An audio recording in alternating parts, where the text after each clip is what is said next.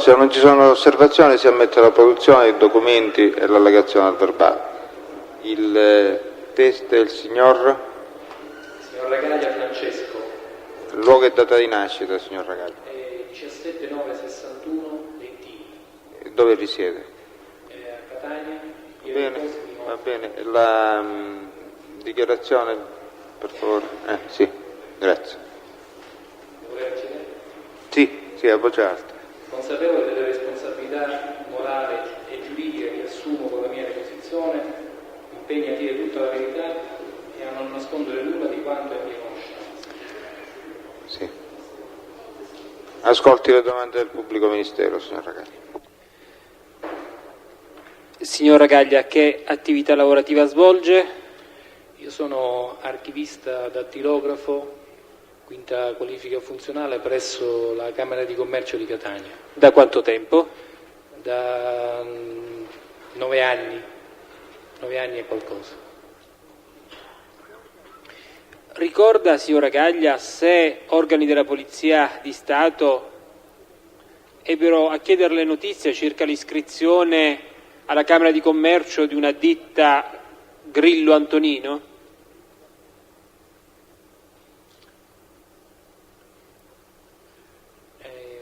Praticamente da noi vengono molti poliziotti, guardie di finanza a fare accertamenti, quindi non so esattamente, non ricordo esattamente questo nominativo, in quanto noi come ufficio nel registro ditte, essendo ufficio operativo, ne vengono tantissimi,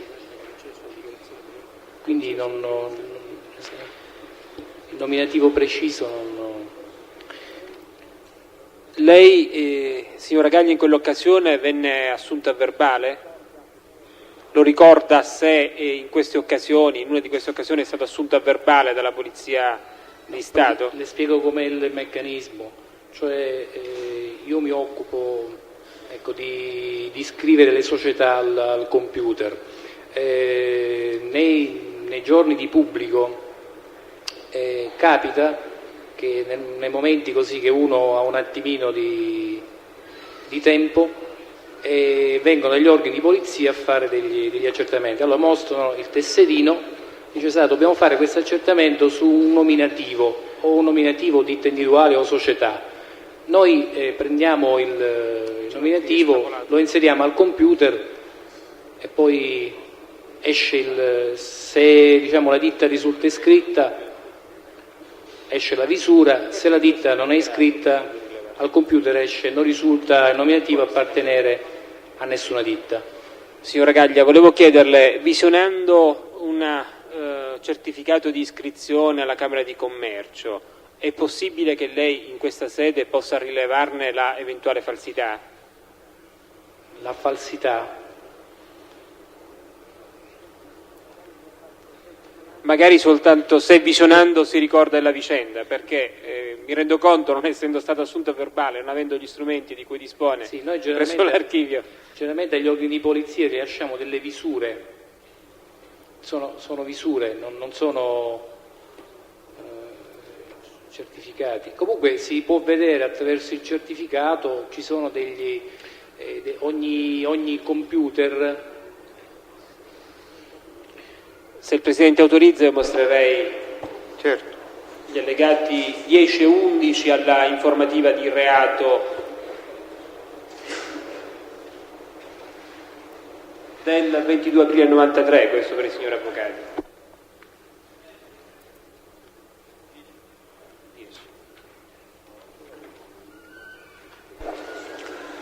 Presidente, la difesa si oppone.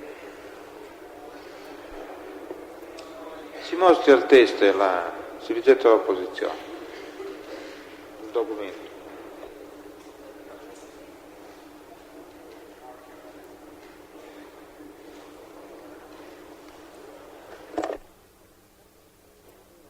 Dal certificato c'è una caratteristica particolare. Quando c'è scritto qua sopra certificato, numero, eccetera, normalmente è un discorso tecnico viene messo c'è il cosiddetto PID del terminale, che è un numero di riferimento, diciamo, e poi c'è un numero progressivo che indica tutti i vari certificati che vengono fatti in ordine progressivo, quindi 1, 2, 3, 4, 5, 6 durante la giornata.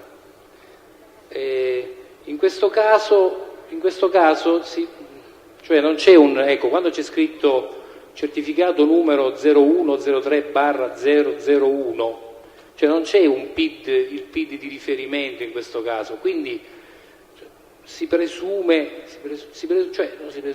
non c'è il PID, il riferimento. Il testo rileva che manca questo elemento. Normalmente dovrebbe avere Che manca il PID.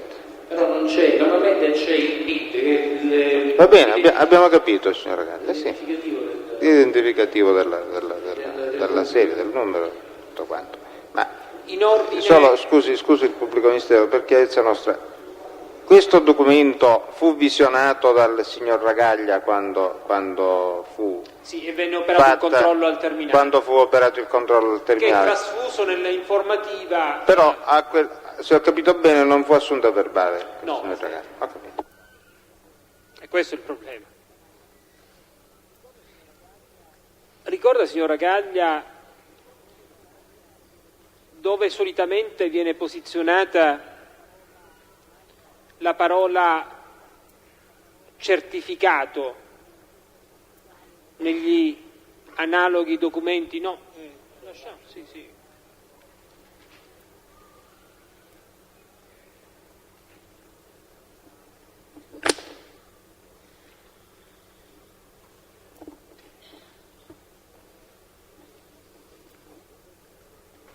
Sì, dovrebbe essere un po' più a destra, perché appunto escono in automatico dal computer, quindi diciamo, la stampa è sempre uguale, escono un po' più a destra, cioè dove c'è questo certificato dovrebbe essere un po' più a destra spostato. Può indicare alla Corte cosa sta a significare la sigla che dovrebbe essere riportata su quel certificato con il numero 0103/001? Ma non saprei, perché non è identificativo, come dicevo poco fa. Cioè, non dico che cosa sta a significare quella... Cioè, in riferimento a questo documento qui, cosa sta a significare? No, solitamente voi indicate o comunque viene riportata una sigla della stessa, diciamo, natura di quella riportata sul certificato, se corrisponde a una numerazione o sta a indicare un qualcosa. Ci sono due parti, la prima parte corrisponde al PID del computer, che può essere di 5 cifre, normalmente adesso è di 5 cifre, e poi dopo la barra invece c'è il numero progressivo del certificato. Questo è il meccanismo, diciamo, del certificato, perché mentre la visura non viene, cioè la visura esce normalmente, invece il certificato c'è un numero. Quella sigla, volevo chiederle, io non ne capisco, quindi le chiedo specificamente, può indicare anche un riferimento al tempo di emissione del certificato? Non proprio il tempo, normalmente nel numero progressivo c'è anche la settimana di riferimento, cioè si parla di prima settimana, di seconda settimana. La data viene indicata lì, cioè qui a sinistra c'è scritto 6-7, questa è la data. Normalmente è la settimana. Sì, ecco, le volevo chiedere, in quella sigla, secondo quella sigla, è possibile indicare la settimana di emissione? Lei dice sempre 0103? Sì. Ma ci deve essere accompagnato dal PID del computer che l'ha rilasciato praticamente, perché ogni computer, nel nostro ufficio ci sono 13 computer, sì, quindi ognuno ha una sua sigla identificativa. Quindi questo accertamento lo potrebbe verificare, cioè di una corrispondenza fra la settimana che verrebbe indicata con quel criterio che lei ha indicato e la data di emissione, lei lo può verificare solo riscontrandolo attraverso il computer? Cioè le volevo chiedere, stando alla sigla 001, questa sigla, quella dopo la barra... La seconda parte, dopo la barra. Sì. Ha un no, questa dovrebbe essere la seconda parte, dovrebbe essere il numero progressivo del certificato, cioè in ordine progressivo numerico, diciamo 1, 2, 3, 4, 5, 50, 60, quelli che sono. E la prima parte dovrebbe essere quella che identifica la settimana e il PIL. Dunque, 01 cosa sarebbe a significare? Partendo da sinistra, quindi dall'inizio, quello prima della barra. Non lo so cosa sarebbe 01. Cioè potrebbe significare la prima settimana dell'anno? Signor Presidente, c'è opposizione a questo tipo di esame. Potrebbe o non potrebbe? Il testo ha detto non lo so, per cui non si può chiedere, secondo me, potrebbe o non potrebbe. Potrebbe significare tutto, potrebbe significare... L'osservazione dell'avvocato Papalia mi sembra pertinente, signor Pubblico Ministero. Ha già risposto il testo. Sì, avevo posto la domanda solo perché il dottor Anzalone aveva dato lettura specificamente di questa parte dell'informativa, solo a questo fine avevo rivolto la domanda, Presidente.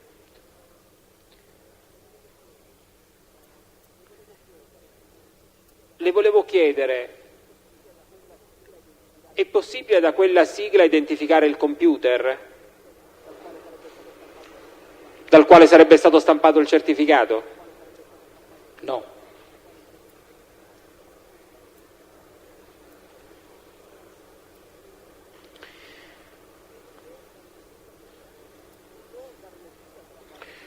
Può dare lettura della data di emissione del certificato? L'emissione è 6/7/92. Solitamente nei certificati viene indicata in questa maniera, così come trova scritta la data? Sì. Anche il numero dell'anno solitamente viene indicato con 2 cifre? Sì.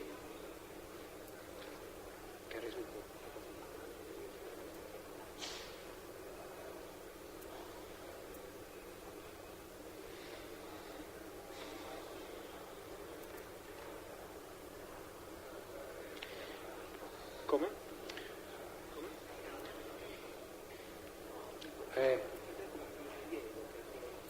Lei dice la data che ha questa in alto a sinistra. Quante date sono indicate lì? Sono indicate 2 date, 10/11, cioè una prima data, qua dice registro ditte numero 111.543 del 10/11/76. Nota qualcosa di strano relativamente alle date? Da questa parte sono 4.1976. Cioè può spiegare meglio cortesemente? Questo qui, registro ditte, numero è del e la data di iscrizione al registro ditte, cioè quando materialmente una persona viene a iscriversi, viene assegnato un numero e poi c'è e la data quando viene a iscriversi, quindi 10/11/1976 in questo caso. Però questo invece lì 07/92 è di due cifre. Ecco, cosa ci sarebbe di strano? Silenzio in aula, abbassate la voce. Per comprendere meglio. In fondo a destra Gaglia. e anche a sinistra, in fondo, i colloqui. In questo documento. Scusate, abbassate la voce. Vado avanti. Riguardo alla data 76, dove è indicato l'anno 76. Ci dovrebbe essere scritto 1976. Cioè, solitamente nelle certificazioni rilasciate da voi viene indicato in 4 cifre l'anno, mentre su quel certificato come è indicato, signora Gaglia? È indicato 76 soltanto. Cioè con quante cifre? 2. Solo per chiarezza, se no poi non si comprende nella domanda né nella risposta. Lei conosce il dottor Matteo Di Stefano? Sì, era il mio dirigente, ora in pensione, del registro ditte. Lei ricorda da quanto tempo il dottor Di Stefano è in quiescenza?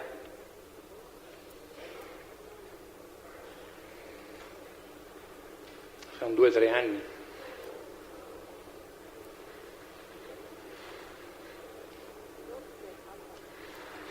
In ordine alla firma del funzionario, lei nota delle particolarità?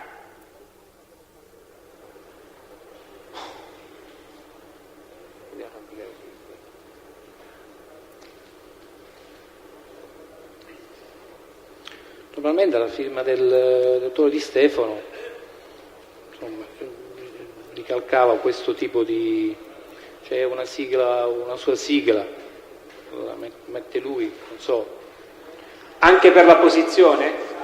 Chiedo scusa, signor Presidente, io credo che una firma è una firma di comparazione. Chiedere al teste se nota qualche differenza in quella firma è come dire: la guardi, vede c'è qualche puntina che non va. Insomma, io non riesco a capire il teste come può dire sì o no, tenuto conto che non ha una firma di comparazione tra quella effettivamente data o vergata da questo dottor Di Stefano e quel foglietto su cui ha posta la firma. Io credo mi pare che i problemi vanno tenuti distinti. La visione della firma ai fini del riconoscimento è una cosa diversa. Qui si sta chiedendo al teste se nota differenze nella firma. Sì, cioè in ordine alla posizione, altro perché ha visionato non so quante firme del suo dirigente, solo questo. La domanda è ammissibile, può rispondere. Non noto per quanto riguarda la sigla, no, però... Va bene, però per quanto riguarda la disposizione, per esempio, cioè, il dirigente superiore, poi il dottor Matteo Di Stefano, cioè, dovrebbe essere un po' più al centro. va bene. Questo è il problema.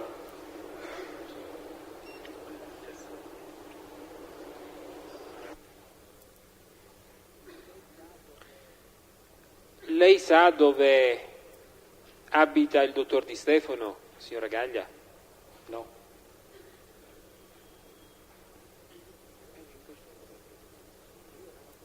Ho finito, Presidente. Domande nessuna. Io non ho capito una cosa però dell'introduzione di questa testimonianza dall'inizio. Lei ricorda la visita del funzionario di polizia che ebbe ad oggetto proprio l'esame di questo certificato? Non ho sentito se si ricordava oppure no. Vedendo un po'... sì, qualcosa ricordo. Ecco, ricorda qualcosa. Sì, qualcosa, però non esattamente, specificatamente. Quindi devo desumerne che ricorda anche di aver avuto in mano questo stesso documento. Sì, ma purtroppo ci passano in mano centinaia di documenti, però probabilmente sì. No, probabilmente no, mi dica solo se ricorda anche vagamente di averlo esaminato prima oppure no. Vagamente ricordo di aver esaminato questo tipo di documento. Signor Ragaglia, non questo tipo, se ha avuto Sì, per le mani proprio quel documento è il discorso. Sì. C'è altro? Può andare, grazie.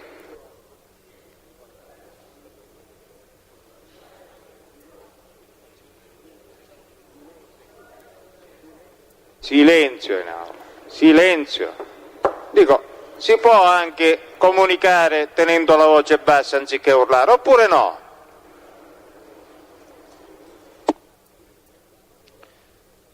Signor Presidente, si chiede l'acquisizione del certificato mostrato al teste. Si dispone dell'allegazione al verbale.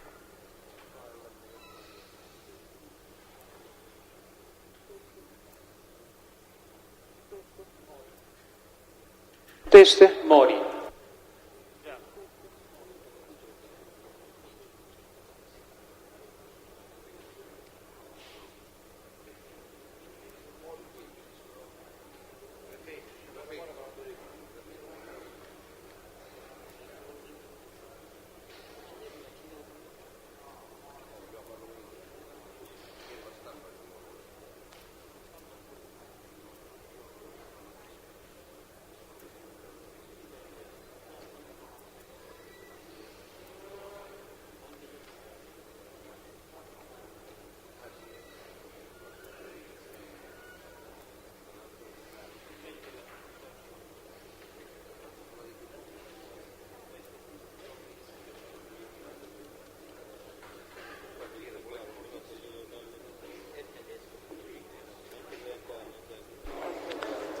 Si accomodi da questa parte.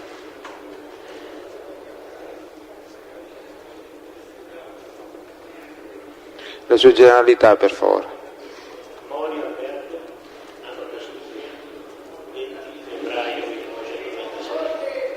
Parli più vicino al microfono. E dove risiede? La formula del giuramento, per favore. Ecco, dovrebbe leggerla a voce alta. Consapevole della responsabilità morale e giuridica che assumo con la mia deposizione, mi impegno a dire tutta la verità e a non nascondere nulla di quanto è mia conoscenza.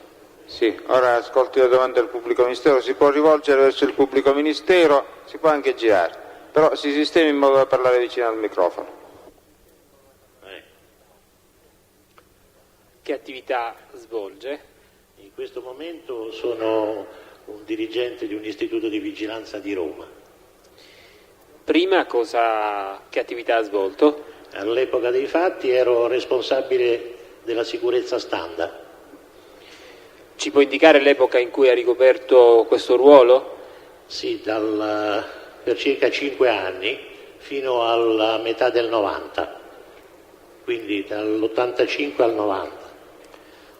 Poi chi si è succeduto nel ruolo? Poi mi ha sostituito il signor Clini Marchi, che veniva dalla Fininvest. In ordine alla vicenda e alla distruzione della filiale di Vietnea della Standa, lei ha svolto attività particolari per il ruolo che ricopriva? Certamente subito dopo i fatti sono venuto in Sicilia con altri dirigenti Standa e abbiamo organizzato per quanto possibile un servizio di vigilanza per le altre filiali, visto che quella era ormai perduta. Ricorda se in quello stesso arco temporale erano stati compiuti atti di danneggiamento nei confronti di altre filiali Standa? No, in quel momento non mi ricordo, comunque sicuramente non in Sicilia. Lei ha verificato se poco tempo prima della data in cui si ebbe la distruzione della filiale di Vietnea erano stati compiuti altri atti di danneggiamento in danno di filiali a Catania? No, sicuramente no, perché sono venuti altri atti di minore importanza. Ecco, mi riferisco sempre subito dopo il fatto di Vietnea. Ecco, chiedevo proprio questo, questi atti. C'erano stati dei piccoli tentativi di incendio o comunque di danneggiamento anche per altre piccole filiali della città. Per questo avevamo disposto anche questo servizio, oltre che ovviamente affidandoci alle forze dell'ordine, ma anche disponendo dei servizi con istituti di vigilanza del luogo. A lei risulta, o comunque qualcuno ebbe mai a dirle che se erano state rivolte minacce o richieste di natura estorsiva in danno delle filiali in questione? No, non mi risulta assolutamente, anche perché ritengo che nella mia posizione l'avrei saputo. Avete cercato di verificare il perché si era verificato, il perché era accaduto tutto quello? Beh, sì, abbiamo cercato di darci una spiegazione. Pensavamo che subito dopo i fatti di Vietnea poteva giungere qualche rivendicazione o comunque una richiesta di carattere estorsivo, ma non giunse assolutamente nulla. Neanche dopo gli altri danneggiamenti cui lei ha fatto riferimento? Neanche dopo quelli.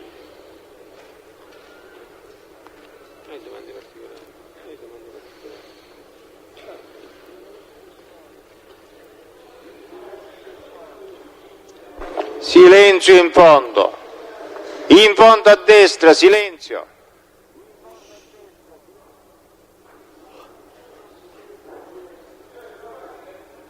E spenga la sigaretta. Dobbiamo sospendere l'udienza perché si devono allontanare dall'aula un po' di imputati. Oggi pomeriggio c'è troppa indisciplina. Se si vuole accomodare di là, mi voglia scusare.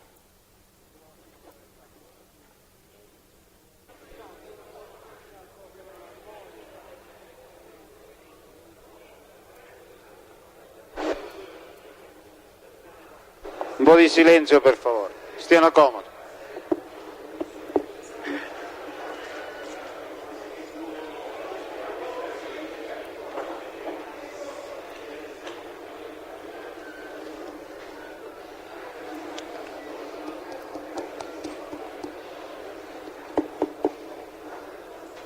I ripetuti inviti all'ordine rivolti da me agli imputati risultano dal verbale e quindi il provvedimento di espulsione di alcuni di essi non ha bisogno di alcuna ulteriore motivazione.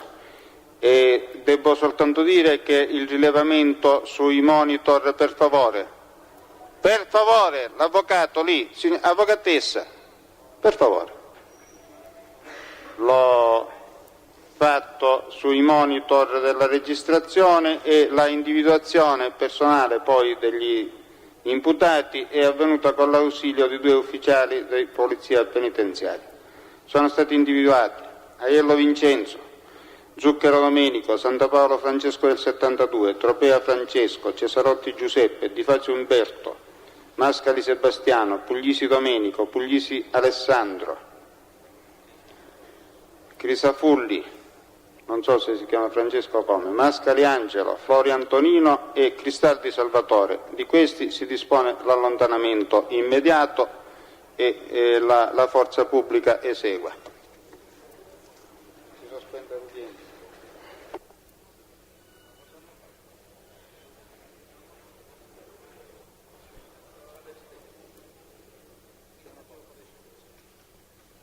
Stiano comodi.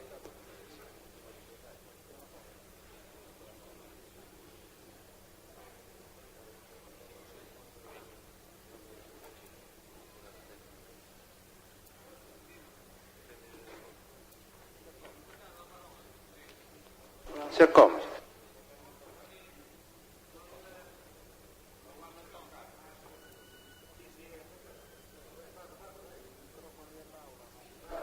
I microfoni dell'aula non funzionano? Ora sì. Bene. Sì, ora. Signor Presidente, intervengo per l'imputato Santapaola Francesco.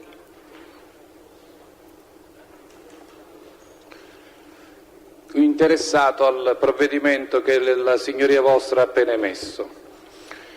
Io le faccio richiesta formale ai sensi dell'articolo 3 e del comma terzo dell'articolo 475 perché l'imputato Santapaola Francesco, che fra l'altro è interessato al presenziare all'udienza in previsione dell'esame dei collaboranti che sono stati citati per oggi, ai sensi appunto dell'articolo 3, del comma terzo.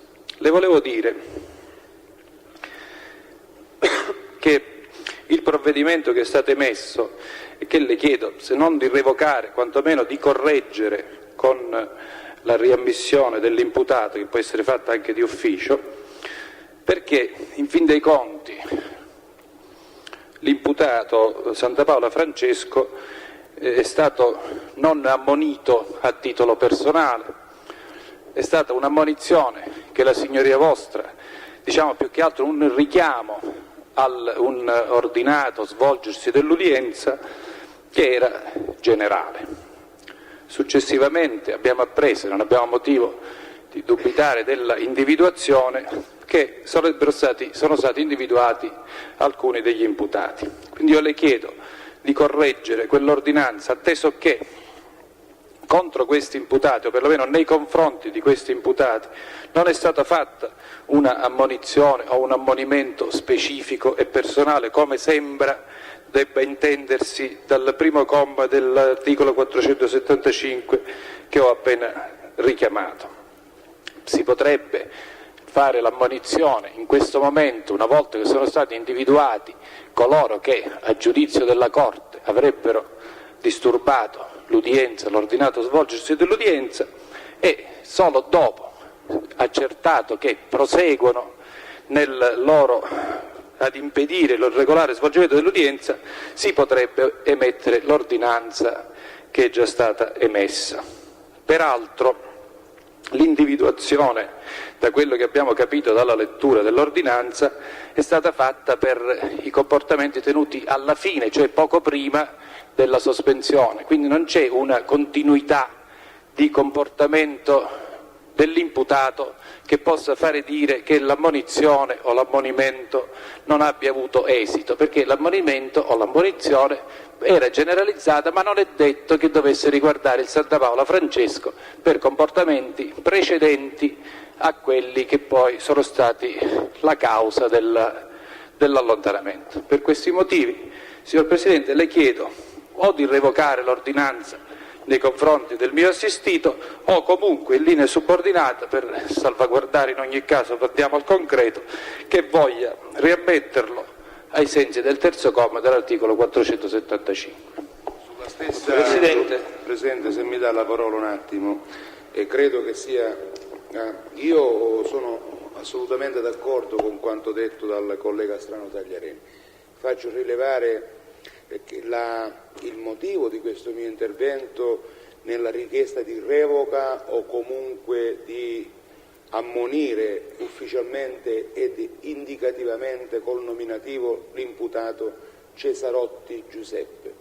Dico questo perché l'imputato Cesarotti Giuseppe trovasi oggi detenuto solo sulla scorta, almeno a quello che è dato sapere fino ad oggi, tranne qualche piccola insignificante indicazione di altro collaborante, sulla scorta delle dichiarazioni di due collaboranti, solo di questi due collaboranti coniugi, che oggi devono deporre. Ora lui è venuto, credo, ogni volta è stato presente all'udienza. Giusto ora, nel momento in cui devono essere sentiti i due collaboranti che costituiscono il nervo dell'accusa, costui si trova impedito nell'assistere, seguire e chiedere al proprio difensore la proposizione di alcune domande. Faccio fra l'altro rilevare e chiudo, io ripeto, Cesarotti Giuseppe non è giovane e non è un ragazzo, è una persona abbastanza matura. Io credo che se lui si fosse reso conto della indicazione o dell'ammonizione ad ammonimento che il Presidente ebbe a fare, non si sarebbe assolutamente reso partecipe di qualche cosa che in questo momento a noi sfugge. Ecco perché io ritengo che una indicazione nominativa possa e debba essere fatta, logicamente se non dovesse sortire in prosieguo alcun effetto è chiaro che la Corte ha i poteri per allontanare. Ecco, su questa lunghezza d'onda io credo che la signor Presidente disponga, non la revoca, quantomeno la modifica del provvedimento adottato. Avvocato Antillo. Sì, signor Presidente, faccio mie le ragioni esposte dai precedenti difensori. Osservo inoltre, e mi permetto di fare questa notazione, che non mi pare che il comportamento del Flori in ogni caso abbia potuto impedire lo svolgimento regolare dell'udienza. Inoltre devo aggiungere una notazione soggettiva che riguarda il Florio. Per altre vicende relative ad altre istanze, la Corte conosce ed è agli atti del dibattimento che il Florio è portatore di una ipoacusia che è soggetta ad una certa terapia presso il carcere di Bicocca. Può anche essersi verificato che egli non abbia neanche percepito bene l'eventuale ammonizione generalizzata comunque rivolta a tutti e non anche a lui. Per queste ragioni chiedo che la Corte revochi il provvedimento che ha adottato. Altro intervento? Sì, Prego. Presidente, io non ripeto quanto detto dai colleghi in ordine al 475. Probabilmente, anzi certamente tutti ci rendiamo conto che qui non stiamo celebrando un processo con la religiosa solennità dell'Old Bailey, ma probabilmente le ragioni vanno ricercate più a monte. Io credo che all'alba dell'ottobre dell'89 ci era stato assicurato che non avremmo più avuto i maxi processi col nuovo codice di procedura. Ripeto altresì e ritengo che perfino nelle gabbie dello zoo non credo che abbiamo questo ammassamento. Non mi guardi male, signor Pubblico Ministero, io ritengo che anche certi comportamenti possono essere determinati da una situazione di disagio senza che gli imputati volontariamente, che certamente non sono come dire, congiunti di Filippo di Edimburgo, possono comportarsi in maniera, ma non c'è un impedimento allo svolgimento dell'udienza. Ritengo che non che si debba avere una particolare indulgenza, ma non credo, al di fuori di un certo brusio di clamore che anche io trovo intollerabile, possiamo ritenere che il 475, anche con riferimento al non ammonimento diretto, non possa trovare ingresso in questo momento. Grazie Presidente. Avvocato Di Giorgio. Sì, nell'interesse di Fazio Umberto, signor Presidente, io chiedo che venga riammesso in udienza di Fazio Umberto, che ha sempre presenziato alle udienze che sono tenute in questo processo e non è stato mai oggetto in precedenza di, non dico ammonimento, ma di semplici richiami. Per queste ragioni e per l'interesse obiettivo che ha alla presenza in udienza, soprattutto a questa udienza, chiedo la riammissione in aula. Ci sono altri interventi? Sì, Presidente, io analoga istanza faccio sono qui l'Avvocato Catani, Presidente, analoga istanza faccio per l'imputato Aiello Vincenzo, aggiungendo che peraltro abbiamo un interesse precipuo affinché lo stesso continui a presenziare all'udienza, e ritenendo per le ragioni dette che il suo provvedimento più correttamente, ritengo, mi perdoni l'ardire, possa qualificarsi come ammonimento. Perché mancano le ragioni che legittimano in astratto il provvedimento di allontanamento. Lei aveva semplicemente ammonito. Questa è la ragione. Grazie. Quindi ne chiedo la revoca. Sì, Presidente. Sono l'avvocato Calì, difensore dell'imputato Zucchero Domenico e degli imputati Mascali Angelo e Mascali Sebastiano. Chiedo nel loro interesse che venga revocato il provvedimento e comunque che sia consentita la loro permanenza in udienza, atteso che hanno interesse a seguire lo svolgimento del processo. Avvocato Passarello. Sì, quale difensore di Crisafulli Francesco, chiedo che la signoria vostra voglia revocare il provvedimento emesso e riammettere in aula il Crisafulli. Grazie. Allora, signori, io prendo atto della estrema imprecisione nell'applicazione della legge, della norma, di cui è inficiato il provvedimento, o meglio ancora prendo atto dei rilievi che i difensori mi fanno in ordine a una esatta applicazione. Però la norma va applicata per quanto è possibile nel suo spirito, diciamo, e per quanto è consentito dalla situazione contingente. Quindi che il richiamo debba essere fatto nominativo, insomma, mi sembra un'osservazione di questo genere, mi sembra fuori da questa realtà contingente, per cui rigetto l'istanza sotto questa motivazione. Nel merito, per quello che riguarda l'interesse particolare di alcuni degli imputati che sono stati allontanati, quello che si farà oggi, stasera nel proseguo dell'udienza, devo rilevare che l'obbligo di attenzione a quanto si svolge nell'aula è di carattere generale per tutta l'udienza, perché c'è sempre qualcuno degli imputati che è interessato a quella parte dell'udienza a cui altri non sono interessati. Ci sono sempre dei difensori che sono interessati, degli avvocati che debbono lavorare qui dentro. Per quanto riguarda infine comportamenti che sono stati sin qui tollerati, io mi rendo conto di tutte le ragioni umane degli imputati che sono ammassati qua dentro, ed è stata proprio questa la ragione per cui ho tollerato certi comportamenti. E tuttavia la tolleranza non può mai essere considerata come un diritto quesito di comportamento dentro l'aula, cioè arriva un momento in cui questa considerazione trasmoda inevitabilmente in arroganza. Quindi ci si arroga il potere di certi comportamenti che a un certo punto diventa assolutamente intollerabile. Quindi per tutte queste ragioni io rigetto l'istanza e ordino che si prosegua oltre, si introduca il testo. Presidente, mi scusi, nell'interesse di Forte Antonino, ai sensi degli articoli 178 e 182 del Codice di procedura penale, eccepisco la nullità ed inutilizzabilità degli atti che a partire da questo momento saranno compiuti. Presidente, analoga verbalizzazione richiede questo difensore nell'interesse di Vincenzo Aiello. Sono l'avvocato Catania Milluzzo. Avvocato Palia, avanza il testo, per favore.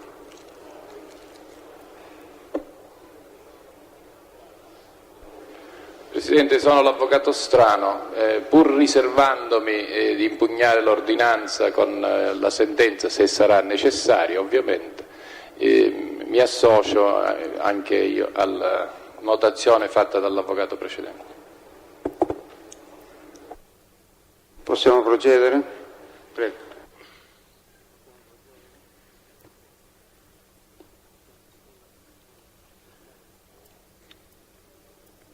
Dottor Mori, lei fino a quando ha esercitato le funzioni di dirigente del servizio di vigilanza del gruppo Stand? Fino ai primi mesi del 90, dopodiché sono passata a un'altra funzione interna alla Stand e nel 91 poi mi sono dimesso. E tutto ciò da che cosa è dipeso? Cioè questo dimettersi dal gruppo Stand è connesso a... Scusi, no, quell'imputato che ha acceso la sigaretta, fuori dall'aula, come si chiama? Lo dica lei al microfono. Fuori. Allora, attenzione e la forza pubblica esegua.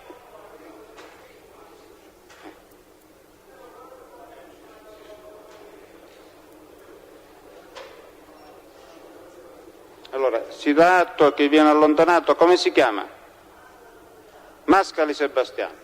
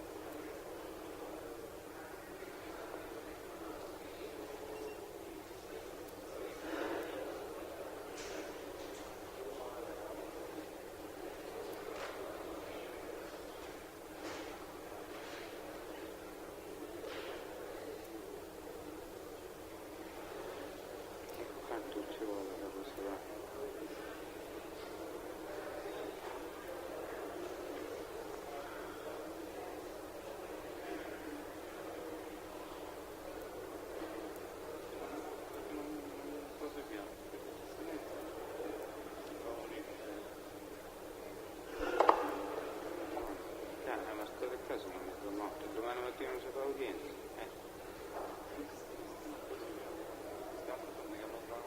Certo.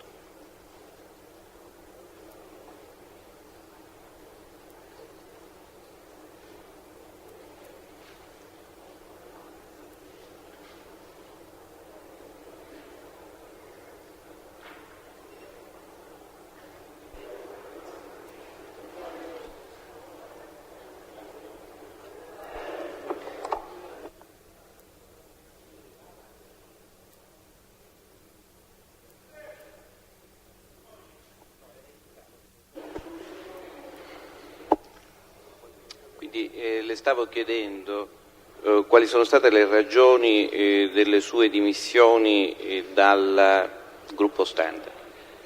Ma ragioni di carattere personale, cioè l'aspirazione a tornare a Roma della mia famiglia, e quindi ho approfittato di un'occasione professionale vantaggiosa e mi sono dimesso.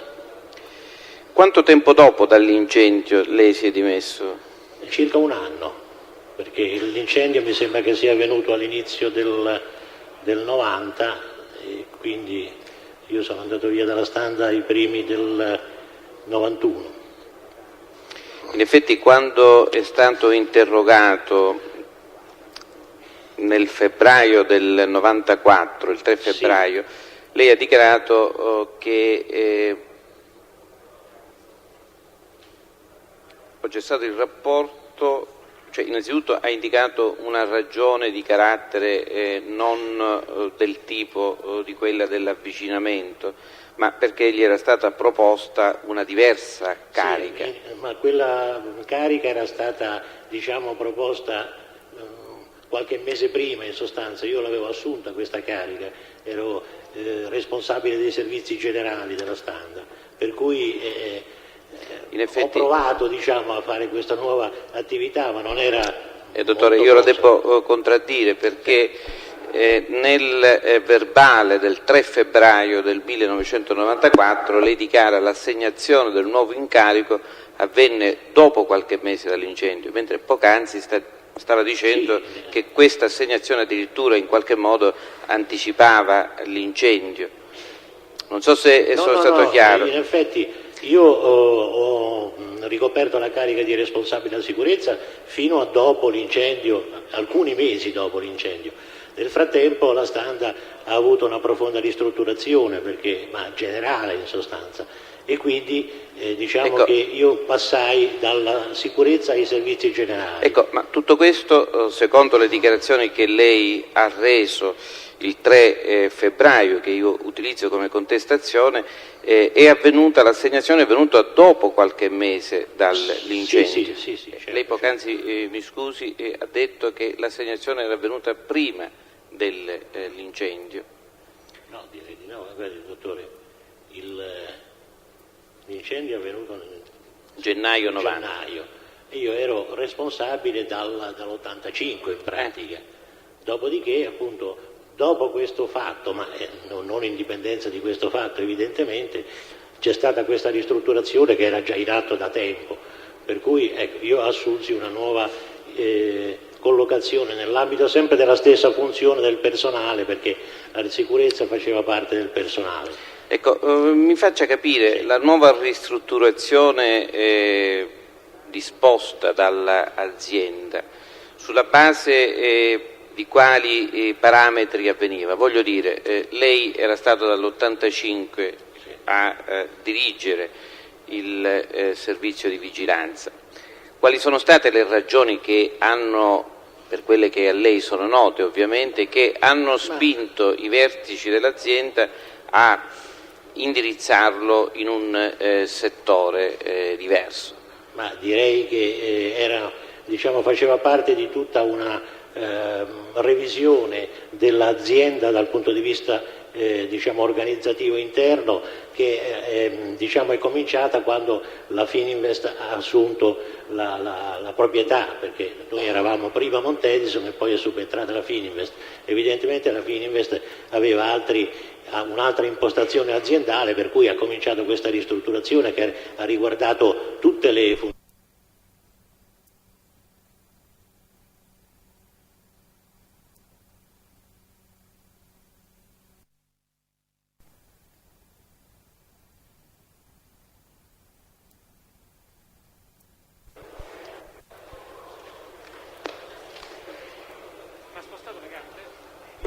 Signori, buonasera.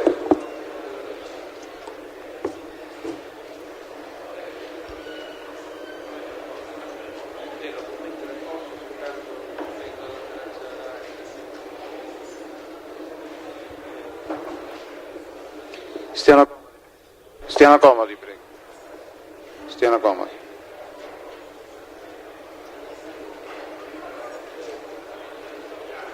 Allora, un po' di attenzione in aula. Diamo atto della presenza dei difensori in aula. Un po' di silenzio.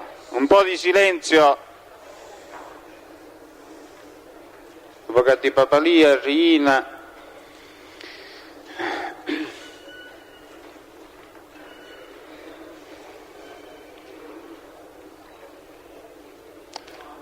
Avvocato Calì,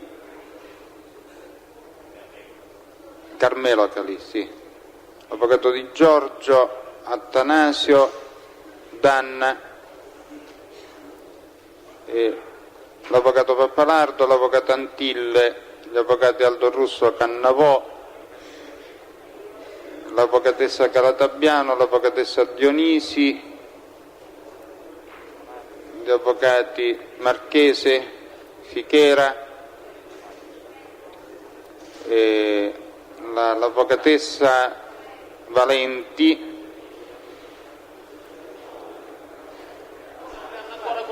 L'avvocato Amato, sì, non lo vedevo da qui, scusi. L'avvocato Franco Russo, l'avvocatessa Rizzo. Presidente, chiedo scusa. Un momentino, l'avvocato Napoli, l'avvocatessa Ruggeri, l'avvocato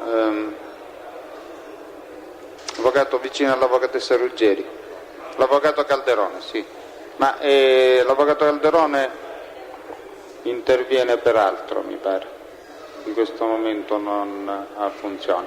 Allora, chi è che chiedeva la parola? Sì, Presidente, io Poi c'è dire... l'avvocato Passarello ancora. Sì. E l'avvocato Napoli non so se l'abbiamo detto. Prego, avvocato. Grazie Presidente, io sono in sostituzione dell'avvocato Libera per Tringale Giuseppe, Santa Paola Vincenzo, Lore Filippo, Lore Salvatore, Signorino Sergio e Fichiera Alfio. Grazie. Poi c'è l'avvocato Strano Tagliarini, non avevamo. Presidente, mi scusi, solo... Presidente, per gli altri assistiti invece c'è l'avvocato Fichiera che sostituisce l'avvocato Libera. Bene. Sì, Presidente, solo per una questione di chiarezza. In relazione all'udienza di ieri, mi sembra un atto di lealtà anche nei confronti della Corte e di chi ha lavorato in quest'Aula. Sono apparse delle notizie giornalistiche, e precisamente sul quotidiano La Sicilia e sul Manifesto, in ordine alle quali si attribuisce al mio assistito Madonina Giuseppe dichiarazioni e affermazioni e atteggiamenti non corrispondenti al vero. Ho ricevuto incarico di procedere nelle sedi opportune a smentita di quanto pubblicato. Prendiamo atto di quanto dichiara l'avvocato Antilla.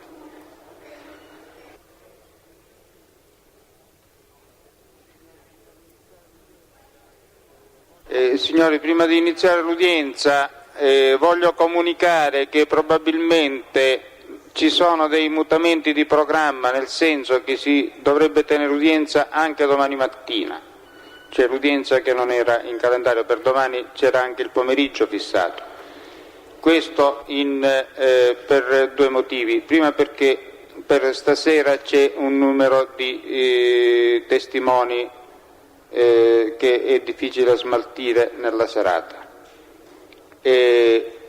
Poi mi si preannunciava dal pubblico ministero che probabilmente deve essere inserito nel programma anche l'audizione di un collaboratore di giustizia che per ragioni attinenti al servizio di sicurezza potrebbe essere portato qui a Catania domani.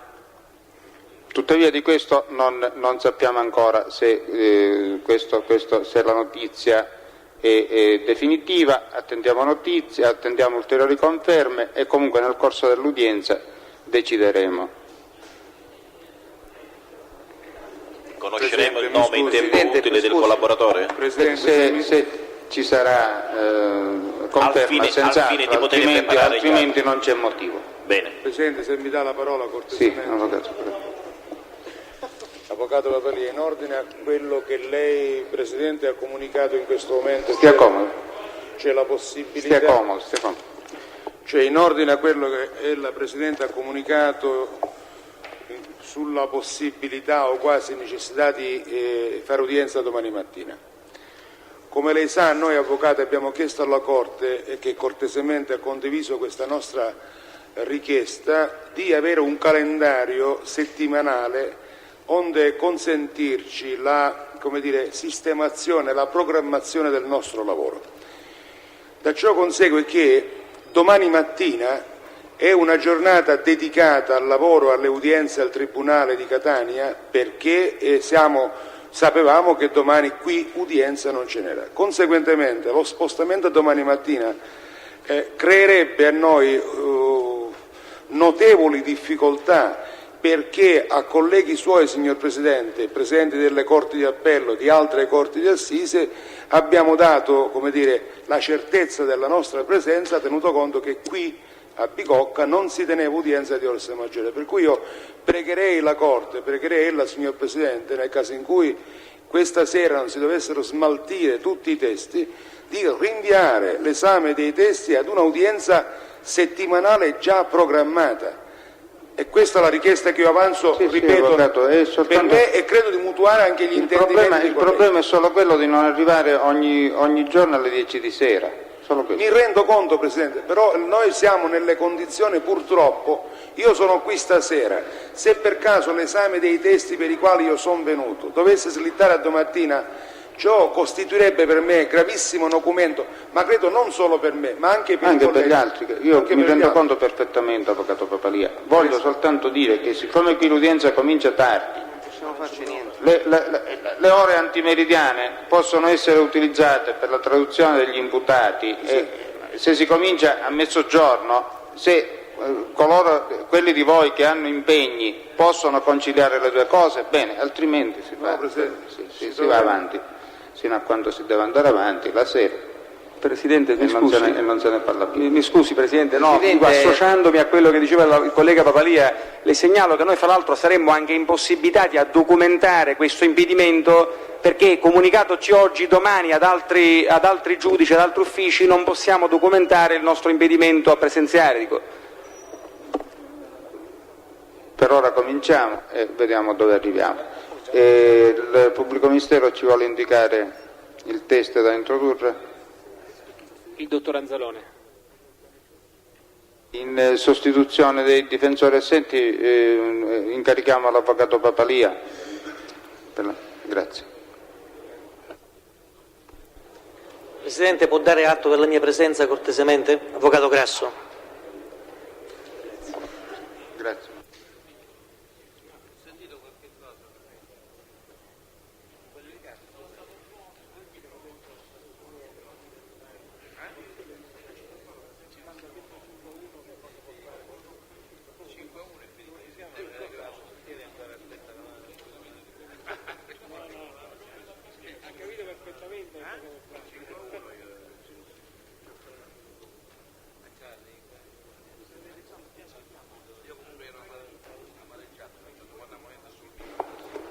Mi scusi Pubblico Ministero, io non ho sentito il nome del... Il dottore Anzalone.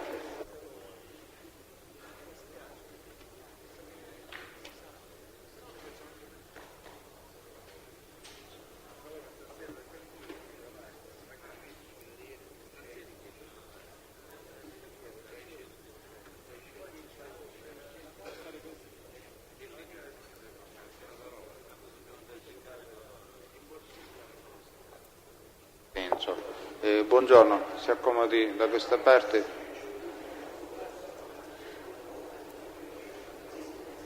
Si sieda. Le sue generalità per il verbale, per favore. Alfredo Anzalone, nato a Randazzo il 7654. Risiede? Sì. La formula del giuramento, per favore. Ecco, sì, se la legge a voce alta. Consapevole della responsabilità morale e giuridica che assumo con la mia deposizione, mi impegno a dire tutta la verità e a non nascondere nulla di quanto è a mia conoscenza. Ascolti la domanda del Pubblico Ministero. Il Pubblico Ministero può procedere.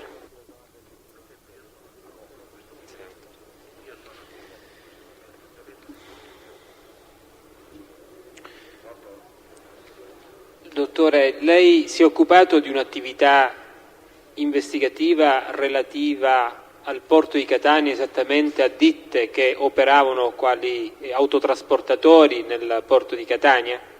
Sì.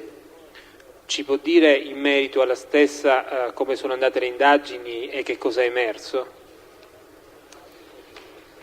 Abbiamo iniziato attenzionando alcune ditte che ci sono all'interno del porto, precisamente quella che riguarda la famiglia Grillo. Grillo Antonino, Rosario e Salvatore, per l'esattezza. E abbiamo visto che contatti avessero questi signori con altre ditte all'interno del porto. In effetti ce ne sono parecchie. Noi abbiamo attenzionato soltanto quelle che riguardavano dal punto di vista della polizia, chiaramente. Quelle che ritenevamo in un qualche modo illegali, fra virgolette. Per quanto riguarda i Grillo, nessuno di loro aveva l'autorizzazione per trasportare merci per conto terzi. Lo abbiamo accertato successivamente dopo mesi di indagini. Nonostante questo lavoravano all'interno del porto e trasportavano la merce con dei camion o dei trattori normalmente. Anzi, a questo riguardo avevano una documentazione falsa, per come poi è stato dimostrato ad accertamenti svolti alla Camera di Commercio e all'Ufficio Provinciale della Motorizzazione Civile. Ci può dire quale documentazione è risultata falsa? Sì, abbiamo contattato il responsabile della Camera di Commercio perché lui aveva prodotto un certificato della Camera di Commercio di Catania dal quale si evinceva che era autotrasportatore per conto terzi. Il signor Ragaglia, mi pare di ricordare si chiami, archivista presso la Camera di Commercio, visionò questo certificato e ci disse che era falso, documentandolo naturalmente. In effetti la firma del funzionario era apocrifa, l'impaginatura era diversa rispetto a quella della Camera di Commercio, la data non corrispondeva. Il numero di codice che aveva questo certificato, se ricordo bene, apparteneva a un'altra azienda, tale ragazzo, non ricordo con precisione le generalità, comunque era certamente falso. Per quanto riguarda invece analogo certificato presentato al signor Grillo della motorizzazione civile, anche questo risultava non vero, come è stato confermato da un funzionario della motorizzazione civile, mi pare che si chiami Strazzeri, se ricordo bene. Per quanto riguarda l'accesso all'area aeroportuale, dottore, occorrono autorizzazioni particolari? Sì, ci vuole un'autorizzazione anche dalla Capitaneria di Porto, ex articolo 68 del Codice della Navigazione. E voi avete verificato se le ditte attenzionanti avessero tutte l'autorizzazione della Capitaneria? Sì, alcune delle ditte che abbiamo attenzionato ce l'avevano. E avete Grillo no.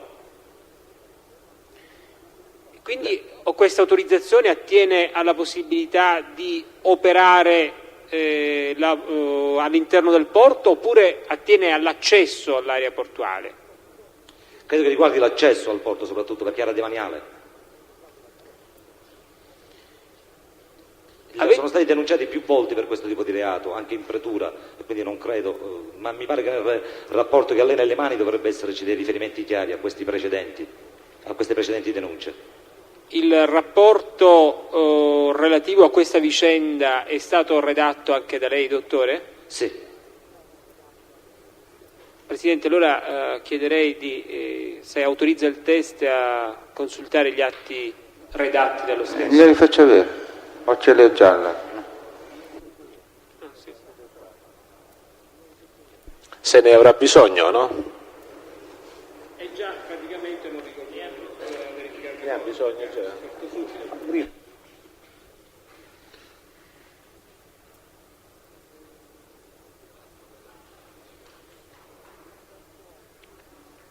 Allora, dottore, per quanto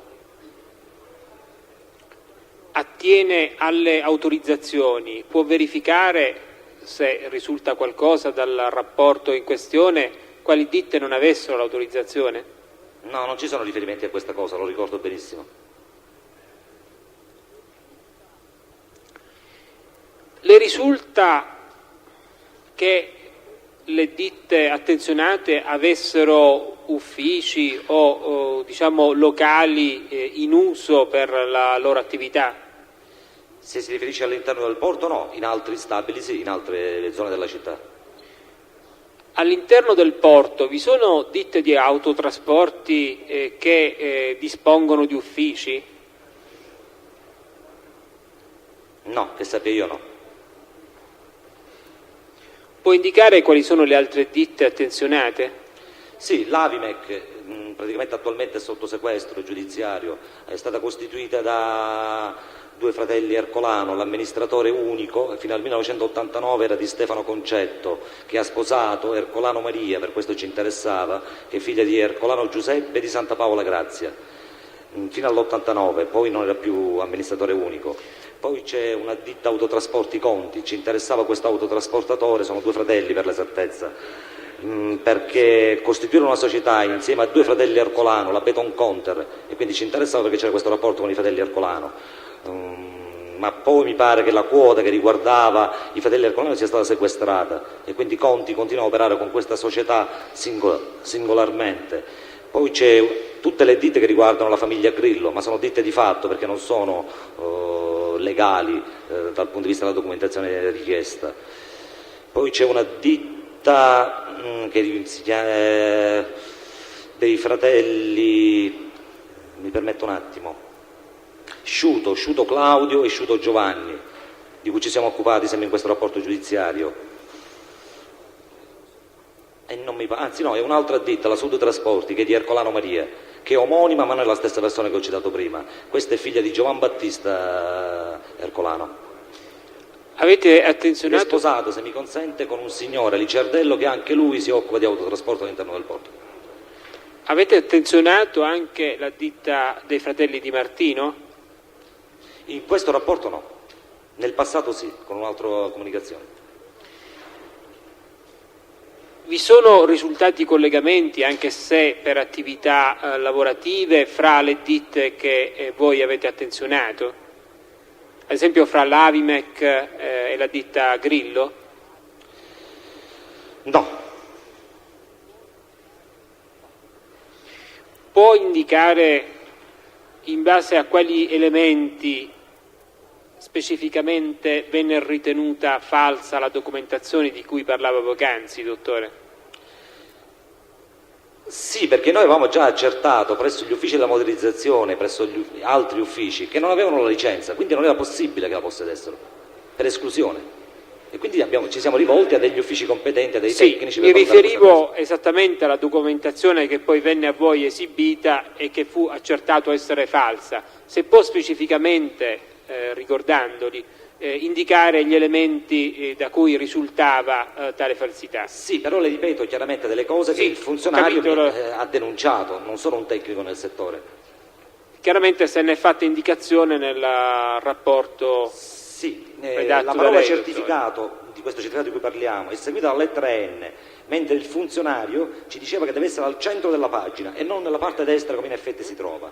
Poi la sigla, che è 0103001, secondo la codificazione dell'ufficio della Camera di Commercio, la cifra 01 dovrebbe indicare la prima settimana dell'anno, la 03 il mese e così via. Nella realtà invece questo certificato è stato emesso il 6 giugno del 92. Più lentamente, se non riusciamo a... Il 6 giugno del 92, mentre apparentemente dovrebbe essere stato emesso i primi mesi dell'anno.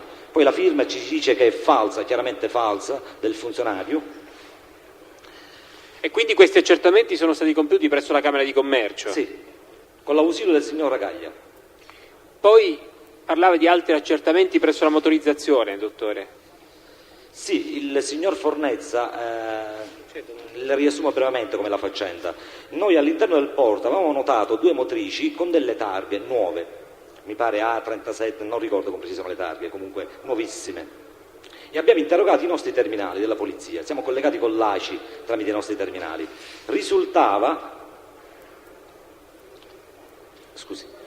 praticamente... Chiedo scusa, Presidente. Sì, c'è troppo movimento, c'è. Per favore.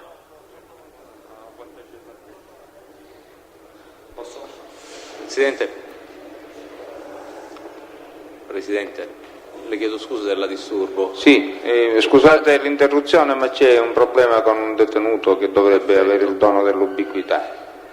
Basta, dovrebbe rinunziare, e quindi lo dichiara oggi qua, dovrebbe rinunziare alla sua presenza in udienza davanti alla prima sezione del Tribunale. Allora, diamo atto verbale che l'imputato Vasta fa dichiarazione di rinuncia a presenziare all'udienza che si sta tenendo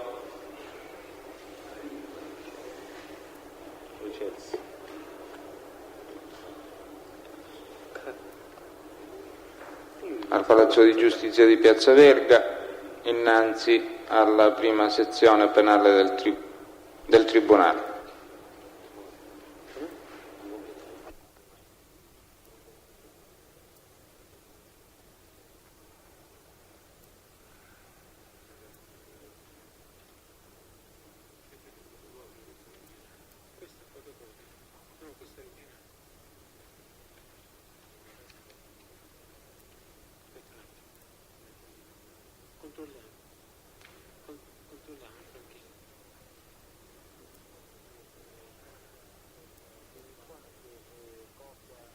Si dispone che copia del verbale contenente la dichiarazione dell'imputato sia immediatamente trasmessa alla cancelleria della prima sezione penale del Tribunale di Catania. Signori, scusate, possiamo proseguire. E allora dicevo che nel corso di un servizio di vigilanza all'interno del porto avevamo notato 2 motrici con delle targhe nuove. Interrogando il nostro CED, che è collegato direttamente con l'ACI, avevamo accertato che queste targhe non erano state mai messe in circolazione, quindi ufficialmente non potevano essere su un camion perché la motorizzazione non le aveva mai fornite. Allora siamo andati alla motorizzazione perché possibilmente ci poteva essere anche un errore da parte dei nostri terminali e il funzionario di quell'ufficio invece accertò che erano state rubate. Non aveva mai fatto la denuncia di questo episodio, la fece contestualmente al nostro accertamento, prima oralmente e successivamente alla stessa serata presso gli uffici della Polizia di Stato. Praticamente i signori Grillo avevano delle targhe che non erano mai state assegnate, che risultavano ufficialmente alla motorizzazione di Catania. Lo stesso vale per la documentazione concernente il trasporto terzi.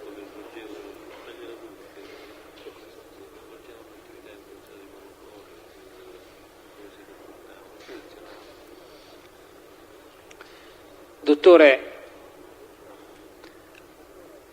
avete avuto la possibilità di verificare se altre ditte siano state di fatto estromesse oppure indotte ad allontanarsi dall'area portuale in occasione di attività di trasporto che potevano espletare proprio per la presenza di delle ditte attenzionate da voi specificamente, cioè quelle cui lei ha fatto riferimento? Ditte autotrasporto no, l'unica ditta che ricordi io che è stata citata anche in questa informativa è la ditta di un signor Fornezza, che è un veneto, che lavorava all'interno del porto utilizzando per il trasporto prima i mezzi del signor Grillo e successivamente invece quelli del signor Conti, il quale dopo minacce, furti, addirittura moltissimi reati ha subito, ha lasciato il porto di Catania e si è trasferito a Termini Imerese. Quindi questa è l'unica ditta che voi avete individuato che ha subito questo tipo di attività sì. Di minaccia. Finito per il momento, Presidente. Controesame?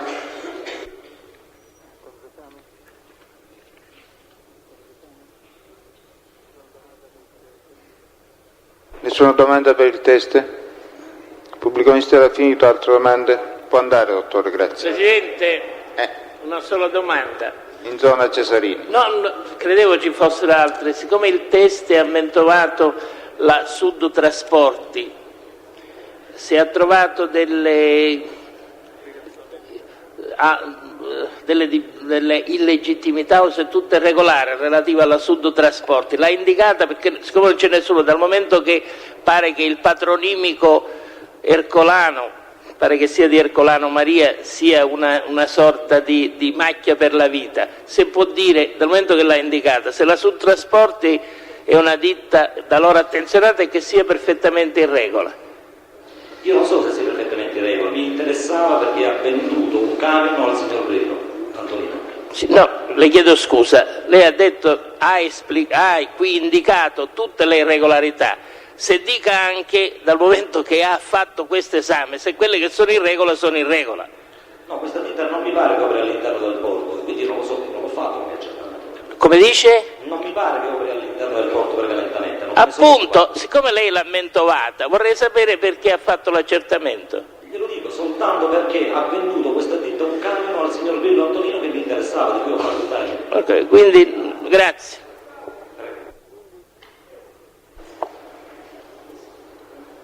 C'è altro? Mi date la linea sull'ultima cella a destra.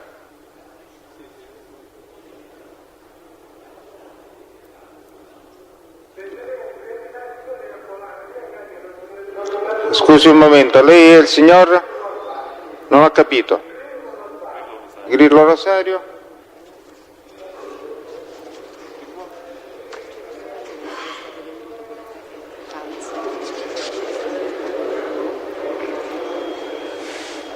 Avvocato Papalia, mi vuole fare la cortesia di avvicinarsi al signor Grillo là in fondo ai fini di un controesame? Grazie.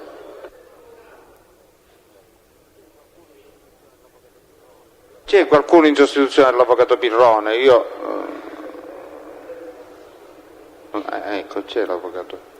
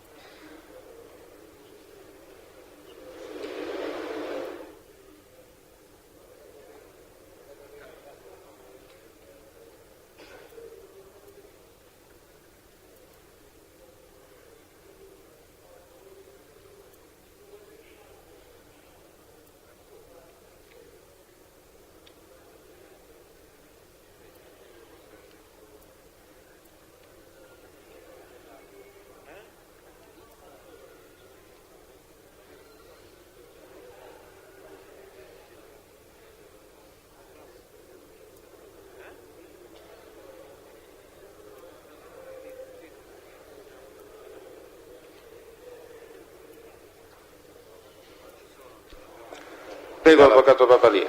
Sì. Dottor Anzalone, lei poc'anzi ha detto che interessava il nome Ercolano perché era stato venduto un camion a Grillo, a domanda dell'Avvocato Attanasio. Sì. Da dove risulta che questo camion sia stato venduto da Ercolano ed acquistato da Grillo? Praticamente questo camion prima apparteneva a Grillo Rosario, degli accertamenti fatti ai nostri terminali chiaramente, che sono inseriti all'ACI, poi è stato venduto con una scrittura privata, se ricordo bene, a un signore Attinami, perché si ricorda si chiamasse, e successivamente venduto alla Sudtrasporti, alla signora Ercolano Maria, e dalla Sudtrasporti è passato a Grillo Antonino.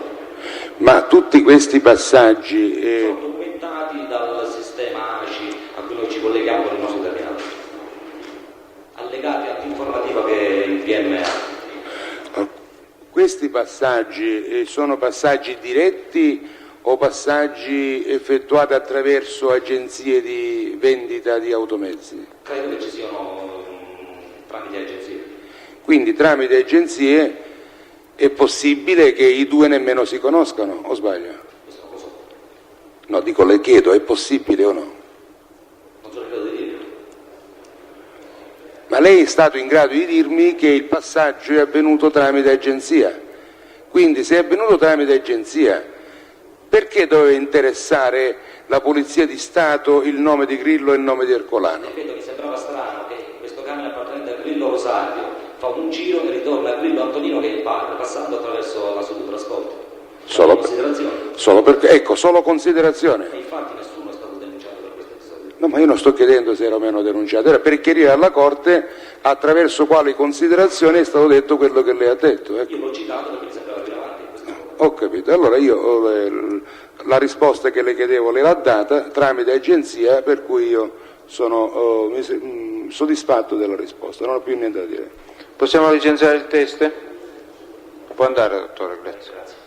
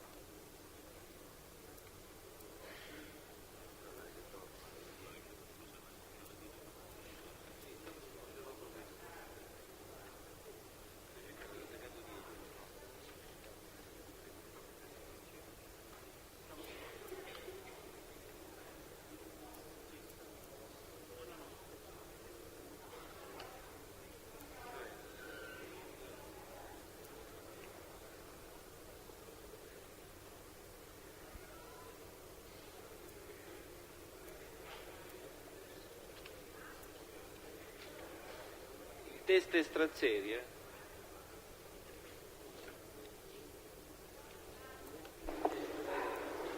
Silenzio in aula, silenzio, silenzio.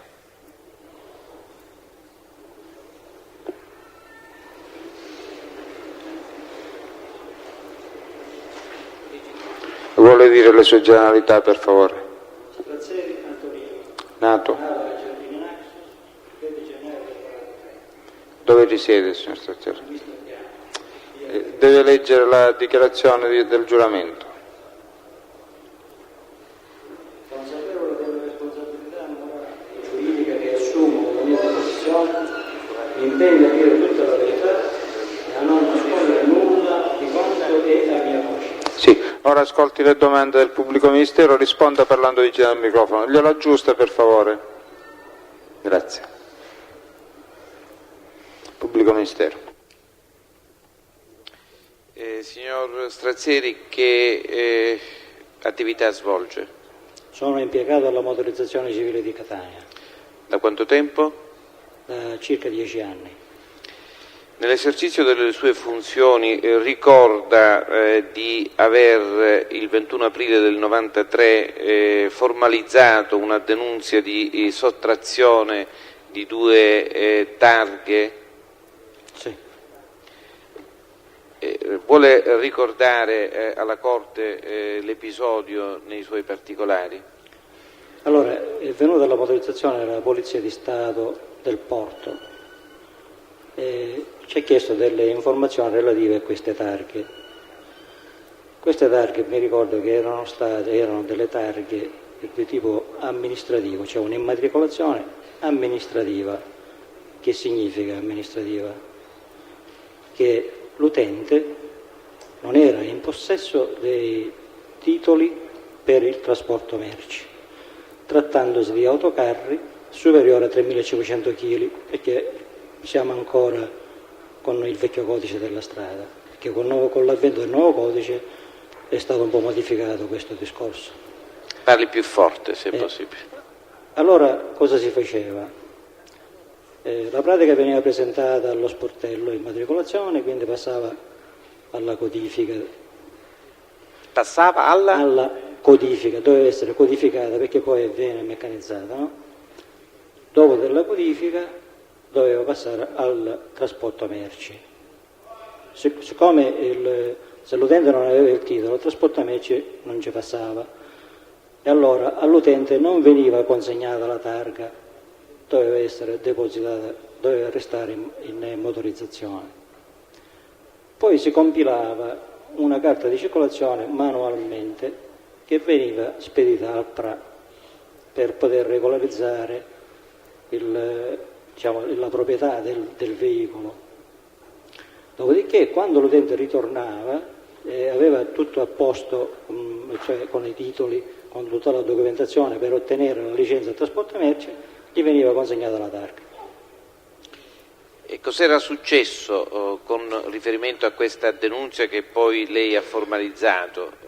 Vuole appunto specificare di che cosa era avvenuto? Dunque è successo questo, la Polizia di Stato ci ha depellato e due tecnici della motorizzazione, io e un mio collega Davilla, esperto della codifica, ci siamo recati al porto insieme con qualche funzionario della polizia, non mi ricordo chi era, e abbiamo riscontrato che la carta di circolazione e la licenza del trasporto merci era falsa, pertanto lui non poteva avere le targhe.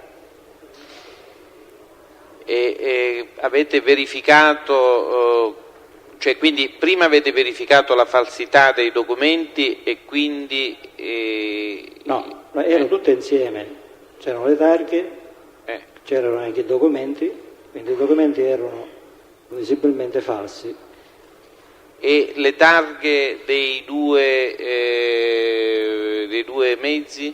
No, le targhe erano vere però. E queste targhe dove dovevano essere invece? Dovevano essere invece depositate presso la motorizzazione. E c'è un apposito registro in cui si annota... Sì. Che cosa si annota? Il numero di targa. Il numero di targa. E si annota anche l'eventuale consegna delle targhe? Quando vengono consegnate sì. Ecco, quindi e le targhe dove vengono custodite in particolare? Ma erano messe in uno scatolo, ma siccome erano targhe amministrative non è che erano molto importanti, erano messe in uno scatolo e messe in un armadio. Lei quando... Silenzio in fondo!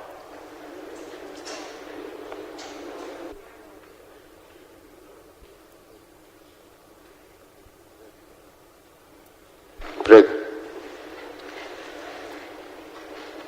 Lei sostanzialmente quando si è accorto che le targhe erano state sottratte, se ne è accorto perché è venuto... No, ce ne siamo accorti perché è venuta la polizia, prima non ce ne siamo accorti, è un po' difficile che accorgersene.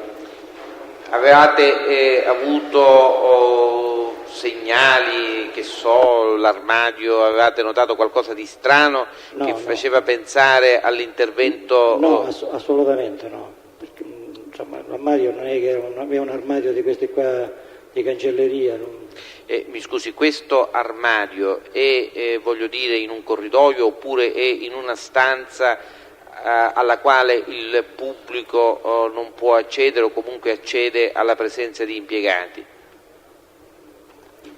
Io questo armadio dove era con precisione non me lo ricordo, ma ritengo che fosse dentro dove ci sono le targhe, cioè dove vengono distribuite le targhe, lo sportello dove vengono distribuite le targhe. Quindi normalmente non accedibile al pubblico. Non accedibile al pubblico, almeno nel momento in cui c'è il personale presente, no? Quindi, voglio dire, lei ha detto è nella stanza... dove venivano distribuite le targhe. Ecco, questa stanza come è combinata? Ce la vuole descrivere sommariamente? Ma è uno stanzone che ci sono, mi sembra, 3 sportelli, fra i quali c'è lo sportello immatricolazione. E gli sportelli, ecco, come sono organizzati? Cioè la parte riservata all'ufficio e la parte riservata al pubblico è separata da qualche balaustra, da qualche... È divisa. Divisa da che cosa? Da un bancone e da vetri alti fino a tetto. Presidente, chiedo scusa, se il test può leggermente, sono qua l'avvocato Antille, se può spostarsi dal microfono perché poi qui non sentiamo nulla, neanche nelle gabbie. Se si sposta un po' dal microfono, solo questo. Quindi ritorniamo al nostro discorso.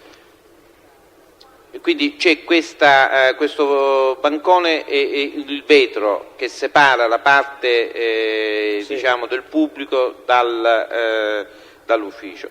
Avete fatto poi un accertamento per verificare se risultavano consegnate le targhe nell'apposito registro? Certo, risultavano non consegnate. Non consegnate. Lei lo ha già spiegato, però se cortesemente potesse meglio esplicitarlo, il discorso delle targhe amministrative, cioè il concetto... Allora, ripeto, questo sempre col vecchio codice della strada, perché ora con il nuovo codice della strada questo non avviene più, non è più in vigore questa procedura.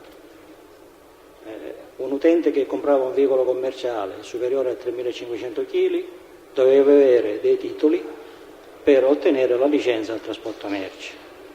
Allora cosa succedeva? Che per fare il passaggio di proprietà lui cosa faceva?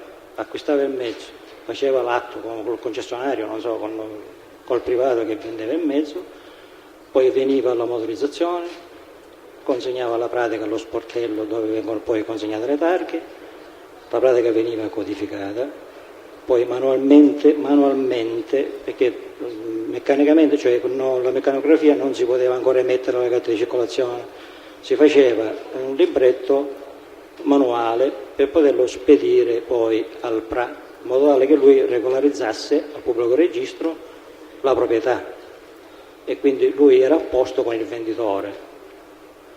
Però le targhe non potevano essere consegnate fino a quando lui non aveva regolarizzato il trasporto merci, otteneva la licenza di trasporto merci. Ecco, mi faccia capire, allora quelle targhe che erano diciamo custodite erano già potenzialmente destinate a...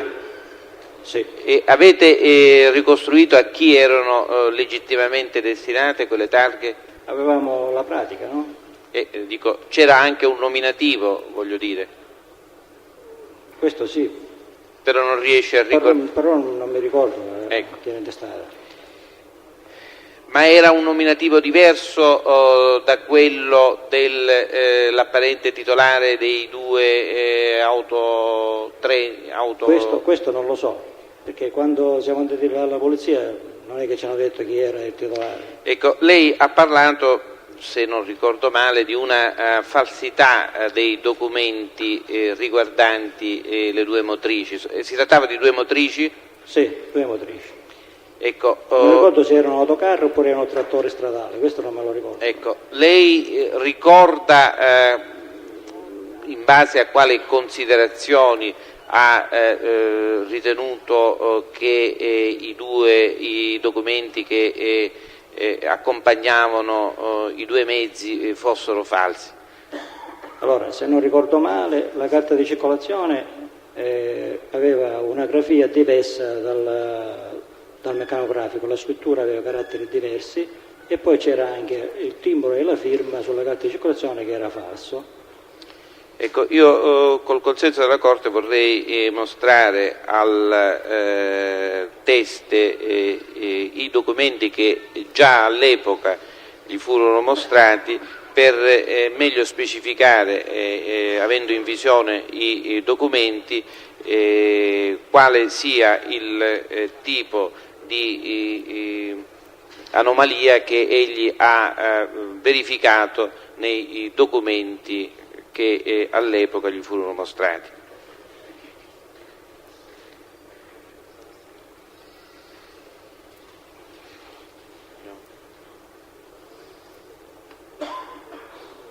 Però dovevamo dire per la verbalizzazione di che documenti si tratta. Si tratta dei documenti di circolazione delle motrici cui si riferisce la vicenda di cui stiamo discutendo.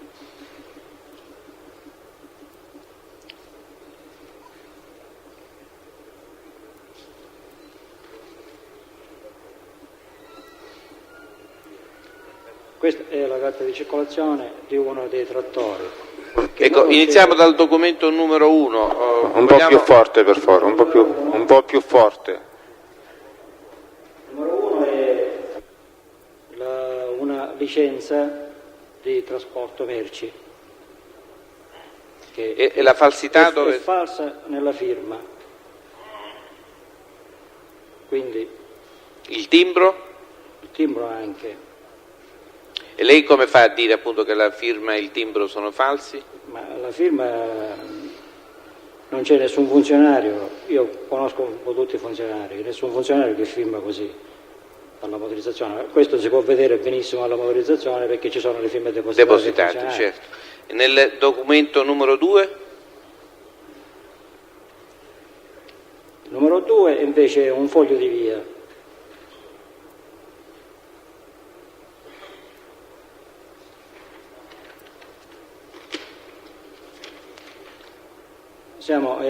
C'è sempre la firma che è falsa e il timbro.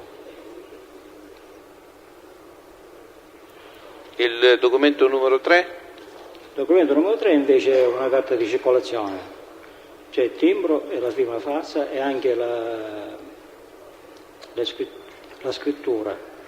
Questi sono i documenti che a suo tempo, il 21 aprile del 93, le furono mostrati dalla Polizia di Stato? Sì, e sono anche firmate da me, anche dal mio collega che eravamo in due. Cioè l'ha firmato nel momento in cui mi hanno fatto vedere. Sono stati mostrati. Non ho altre domande, Presidente. Domande per il Teste? Possiamo licenziarlo? Può andare. Teste successivo? Mi scusi, vogliamo chiedere dove ha messo, Presidente, mi scusi. Mi scusi dov'è ancora una sua volta. firma? Qual è la sua firma, cortesemente?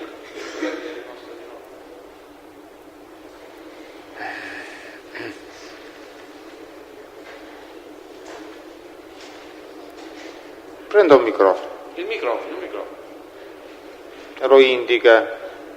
Cioè, su ciascun documento, dal numero 1 ci dica dove è messa la sua firma. Il numero 1 è accanto in calce, accanto al timbro della Polizia di Stato, ed è cerchiato in giallo. Sì.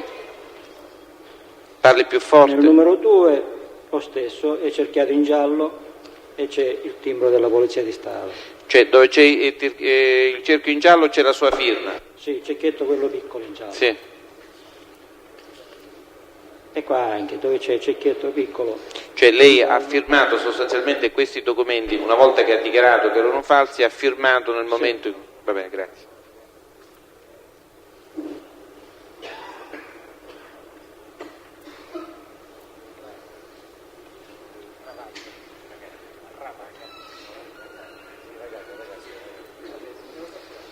Prossimo test. Ragaglia.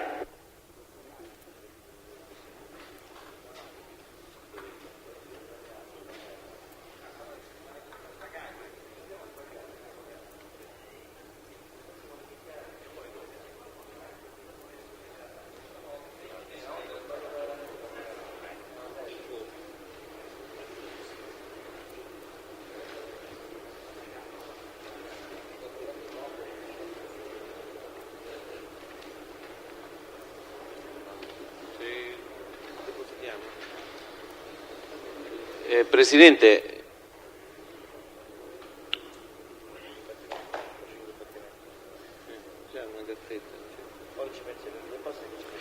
Presidente, intanto possiamo comunicare che certamente il collaboratore che avevamo intenzione di far venire domani verrà sicuramente domani mattina, quindi lo comunico perché il Ministero ne ha potuto... A questo punto ora vediamo stasera dove arriviamo e eventualmente lo inseriamo per il pomeriggio di domani.